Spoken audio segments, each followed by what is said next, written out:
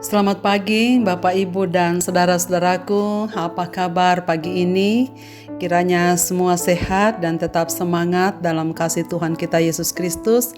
Senang sekali kita berjumpa melalui Renungan Pagi edisi 12 Januari 2022. Bacaan kita pagi ini Lukas 4 ayat 16 demikian.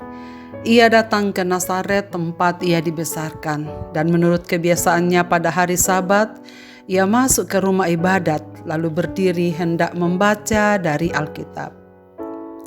Saudara sekalian, setelah Yesus dibaptiskan, ia pergi ke padang gurun untuk berdoa selama 40 hari, mempersiapkan diri memasuki pelayanannya, sebab ia tahu waktunya telah datang untuk menampakkan dirinya dan sebagai tanda kerajaan Allah sudah datang. Tempat pertama yang ia pilih adalah mengunjungi kampung halamannya atau pulang kampung ke Nazaret tempat ia dibesarkan. Tentu ia sudah pertimbangkan waktu tiba di sana bertepatan dengan hari Sabat. Tuhan Yesus tidak hanya mengunjungi keluarganya, tetapi ia ingin memulai pelayanannya dari sana. Memperkenalkan dirinya pada hari Sabat dimulai dari tempat ia dibesarkan. Hal yang sangat menarik saudara sekalian, Lukas menuliskan bahwa menurut kebiasaannya ia masuk ke rumah ibadat pada hari Sabat. Hal ini menunjukkan bahwa Yesus Kristus memiliki kebiasaan beribadah setiap hari Sabat. Dia sungguh seorang yang taat. Suatu kebiasaan yang ia lakukan sejak dari kecilnya. Bahkan usia 12 tahun ia sudah mahir berdiskusi dengan ahli-ahli Taurat, menunjukkan bahwa mengunjungi bait Allah, mengunjungi rumah Allah untuk beribadah adalah sesuatu yang sudah dilakukan, dibiasakan sejak dari kecilnya. Kebiasaannya mengunjungi sinagoge, tempat ibadah pada masa itu, biasanya diisi kira-kira 10 keluarga setiap sinagoge. Ada hal yang luar biasa bagi seorang Kristus. Ia tahu siapa penyelenggara ibadat di sana, ritual yang dibuat di dalamnya, bahkan motivasi orang-orang datang ke rumah Tuhan.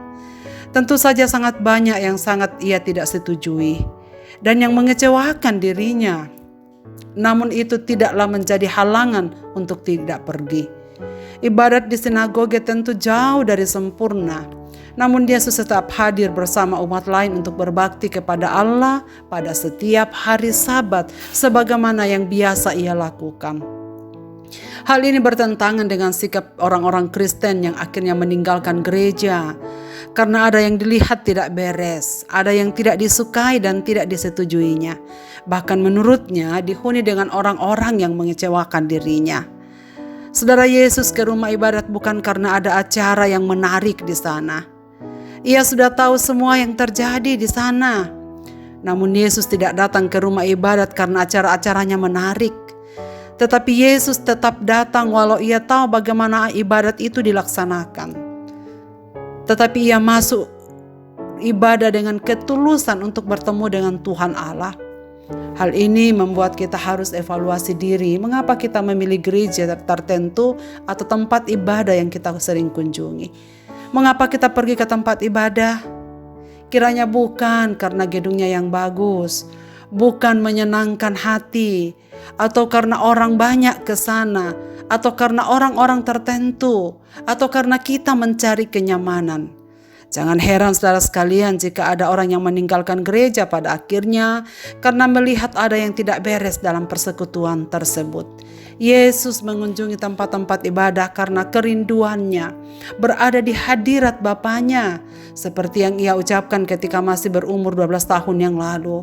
Saat ibunya mencarinya dan ia berkata, "Apakah ibu tahu bahwa ia akan selalu berada di rumah Bapakku?"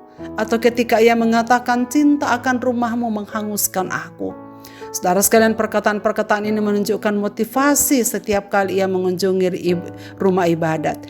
Ia ingin berjumpa dengan Bapa, menaikkan puji-pujiannya, menikmati hadiratnya, memanjatkan doa-doa dan mendengarkan firman Allah serta mengajarkannya sebagaimana yang dikehendaki oleh Allah Bapa.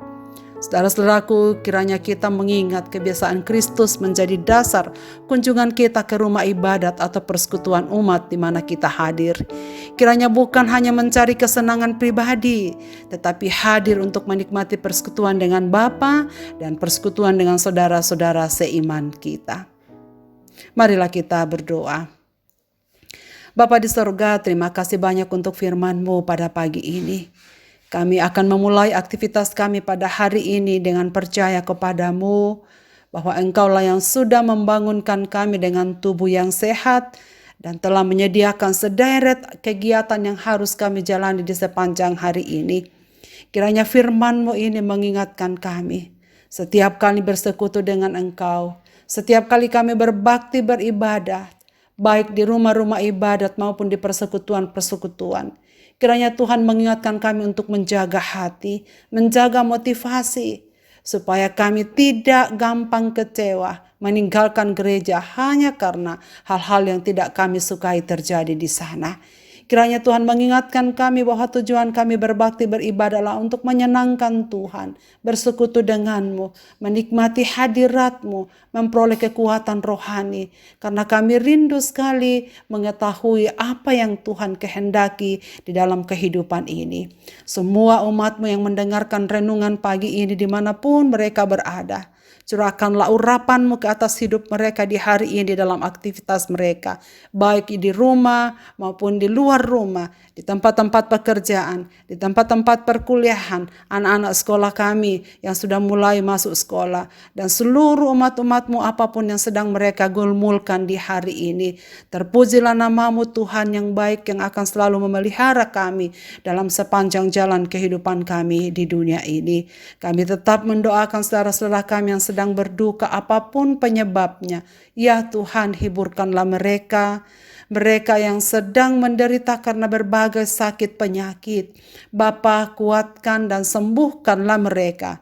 Dan pagi ini secara khusus kami berdoa untuk aparat keamanan, aparat medis yang terus bekerja untuk mengusahakan yang terbaik untuk setiap umat-umat-Mu yang menantikan pertolongan-Mu.